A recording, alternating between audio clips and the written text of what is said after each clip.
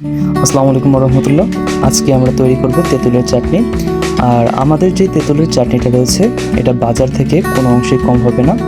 আর আমরা হোমমেড খাবার অর্ডার নিয়ে থাকি। আমাদের যে তেঁতুলের চাটনিটা আছে এটা আমরা 500 টাকা করে কেজি বিক্রি করি।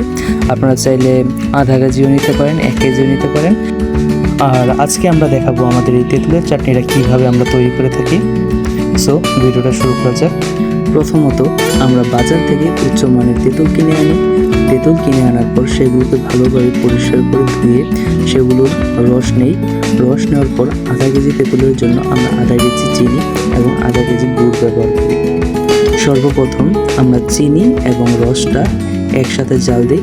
তারপর জাল দেওয়ার পর যখন ঘন হয়ে যায় তখন আমরা একসাথে গুড় অ্যাড করি। গুড় একদম আখের গুড় এবং খাঁটি গুড় যেটা আছে, আমরা সমস্ত কিছুই খাঁটি ব্যবহার করি। তারপর এগুলো জাল দিতে দিতে আমরা পানির পরিমাণটা কমিয়ে ফেলি। কমিয়ে ফেলার পর আস্তে আস্তে এগুলো নাড়তে থাকি যাতে নিচে লেগে না যায়। আর এর সাথে আমরা অ্যাড করব চিলি ফ্লেক্স এবং রসুন। আমরা শুরুতেই রসুনটাকে সরিষার তেলের মধ্যে ভেজে নিব।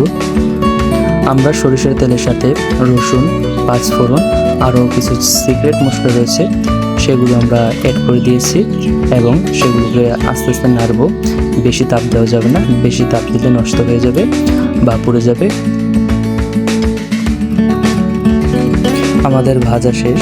এখন আমরা তেঁতুলের রসের সাথে এগুলো মিশিয়ে দেব যাতে করে এটি সুন্দর একটি ফ্লেভার আসে। আমরা এটি খুবই ভালোভাবে মিশাবো এবং এর সাথে আমরা অ্যাড করে দিব এক চামচ কর্নফ্লাওয়ার। কর্নফ্লাওয়ার দিলে আমাদের চাটনির ঘনত্ব খুবই সুন্দর আসবে এবং খেতেও চমৎকার লাগবে।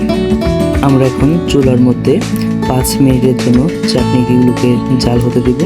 তারপর আমরা চুলা থেকে নামিয়ে ফেলবো। তারপর আমাদের চাটনিটা রেডি। আমাদের চাটনিটা নামিয়ে ফেলার পর ঠান্ডা হয়ে গেছে। এই যে দেখতে পাচ্ছেন কেমন ঘন হয়েছে আর দেখতে কত সুন্দর আকর্ষণীয়। আর এখানে দেখতে পাচ্ছেন 100 ml চাটনি। এটা আমাদের এক কাস্টমার অর্ডার করেছে। এরকম যদি আপনারা চাটনি নিতে চান তাহলে দাম পড়বে 50 টাকার মতো। যদিও এরকম বোতল অ্যাভেলেবেল নেই, তারপর আমরা 100 ml দিতে পারবো ইনশাআল্লাহ।